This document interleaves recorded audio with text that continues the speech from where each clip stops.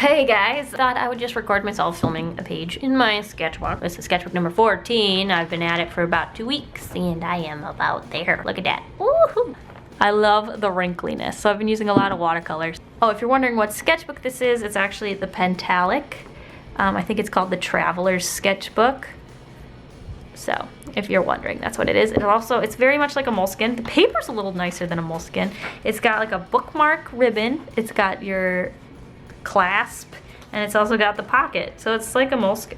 Oh, and I have stickers in here.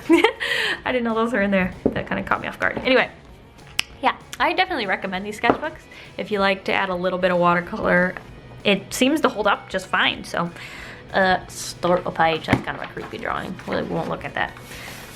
Basically with the sketchbook, you can see this page is all wrinkled, but I'm not really worried about making finished illustrations. It's all about kind of experimenting and having fun as I go. And lately I've actually been into using mechanical pencil. I went through a very long time where I just preferred coal erase pencils, and I've just really liked the way these react with watercolors right now.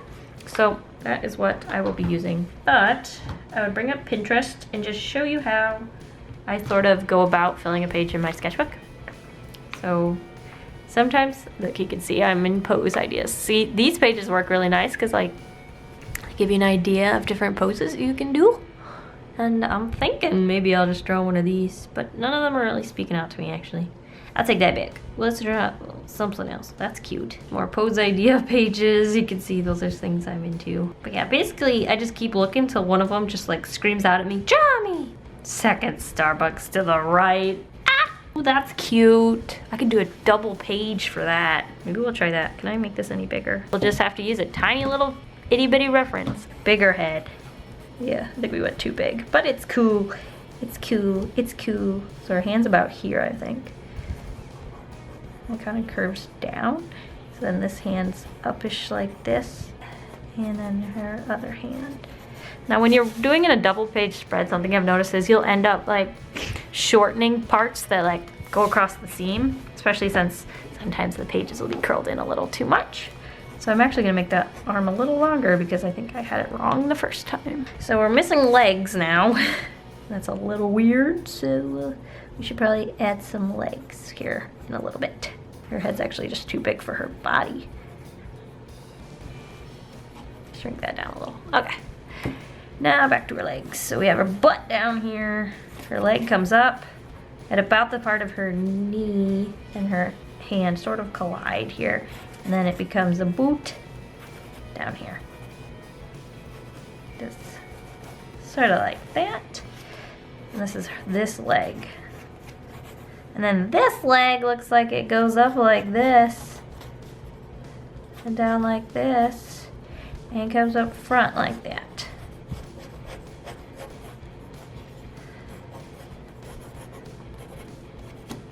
There we go.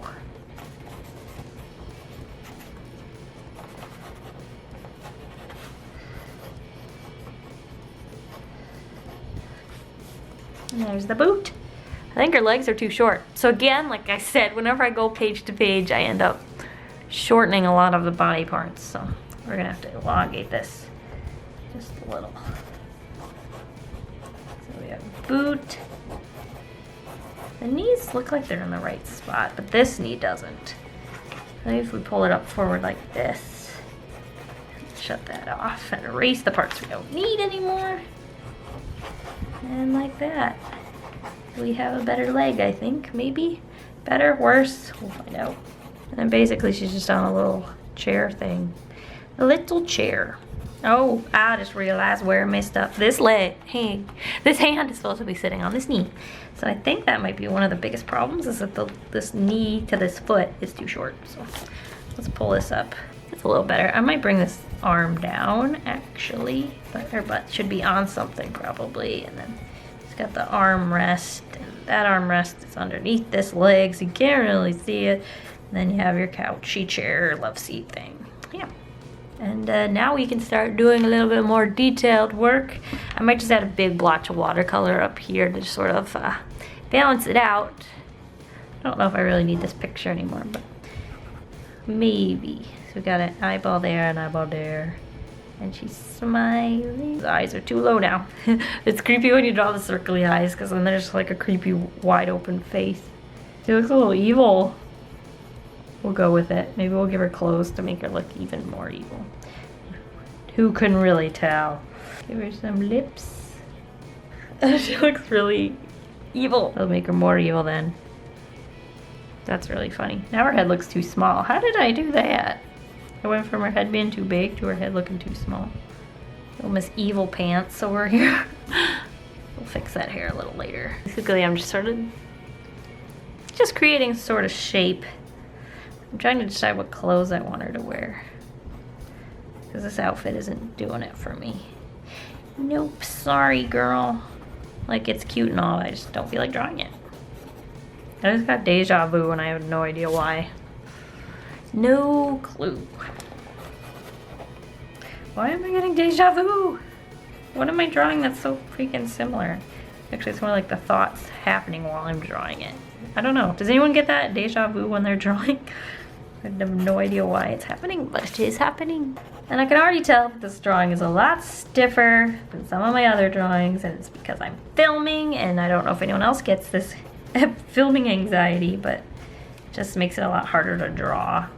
So that's why I'm kind of filming this one, sort of practice. I don't know if I'll post this. It's so hard to draw the way, like, drawing is so weird to me because it seems like something where you just use like a computer to calculate something, but there's so many more aspects involved.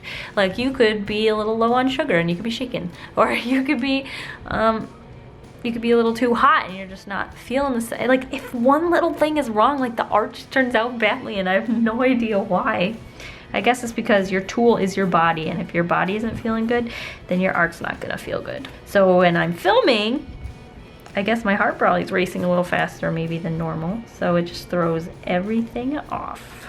Okay, let's find a different outfit to dress her in. What about this romper? Maybe I'll do that. So it's a V-necky romper.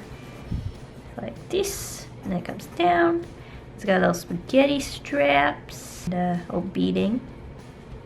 Comes down like this, and then goes back up to this section. Actually, it's very poofy here, so I'm not gonna be able to see her figure as well as I've already sketched out. But it's better to have figure drawn and not need it than to not draw the figure and just have a wonky looking person. That's a lesson from the day. I feel like I need to change the face. It's starting to bother me. I want this to be a little cuter than it's turning out to be. Shoulder looks like it's a little too high. That one needs to be fixed in some way.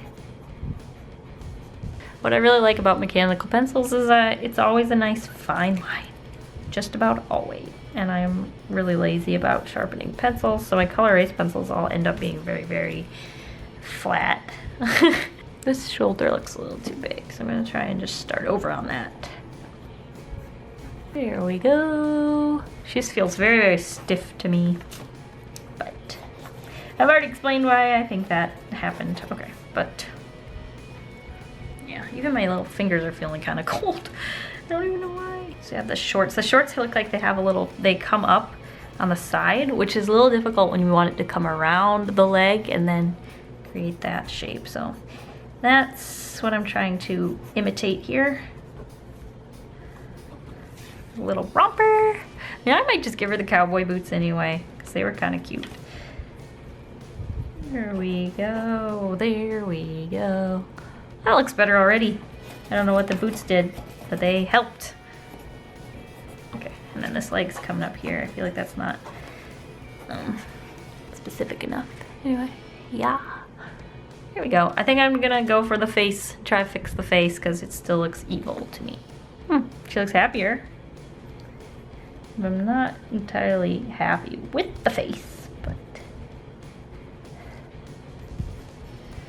here we go. Although I'm not the best ear drawer, I need to practice the ears. Let's give her some kind of earring, I think. Would be kind of cute, even if it's just a little one like that. Okay. I'm actually kind of getting happy with this. It's looking kind of fancy schmancy. I wish it was a little bigger and maybe up higher. That would be awesome. But we gotta work with what we got. And I am not erasing it now. That is just stupid. We can pull her forward. We're gonna shade in the chair a little.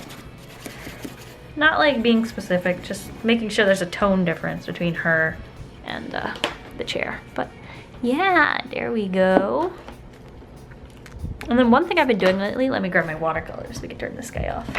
Oh, stay there. I got some water. So one thing I've been doing lately is actually coating water over my sketches. And one thing I've always liked about color erase pencils is they don't smudge too badly. Like in a sketchbook, they can smudge if you, you smudge them, but for the most part, they don't really smudge. Pencil, just having it like your sketchbook closed, it ends up smudging all around. So one thing I've been doing is just taking water and coating it like I have watercolors. And it actually seems to protect it pretty well. So if you've ever noticed when you do watercolor paintings and you have like color erase pencil or pencil underneath, it doesn't tend to, you can't seem to erase it after you've added watercolor. So I've noticed, I was like, what if I just do that in my sketchbook and then maybe they won't smudge so much. So it's basically just smudge proofing it.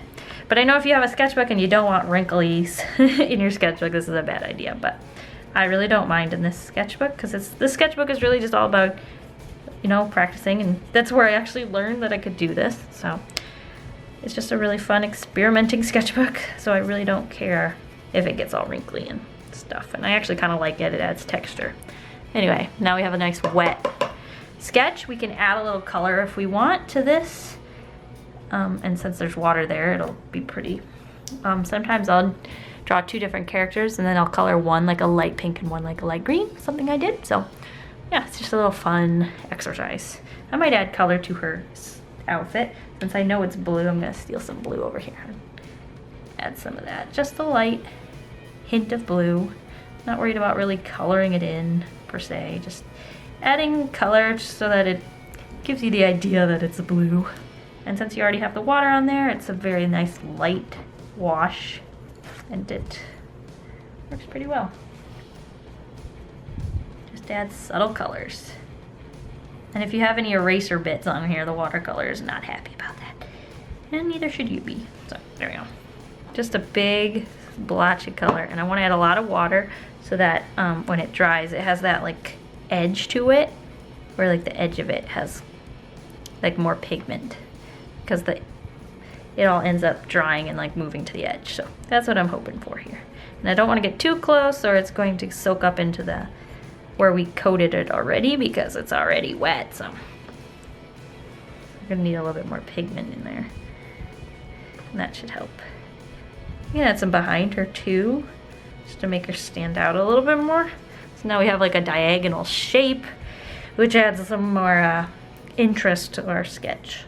And then I like weird splotchy shapes. I just think they're fun. Oops, got it on her. Oh well, it's a sketchbook. It's all about having some fun. And we can add more splotchies anywhere we want. Okay, I think we're just about done with this, unless I want to color her hair maybe lightly.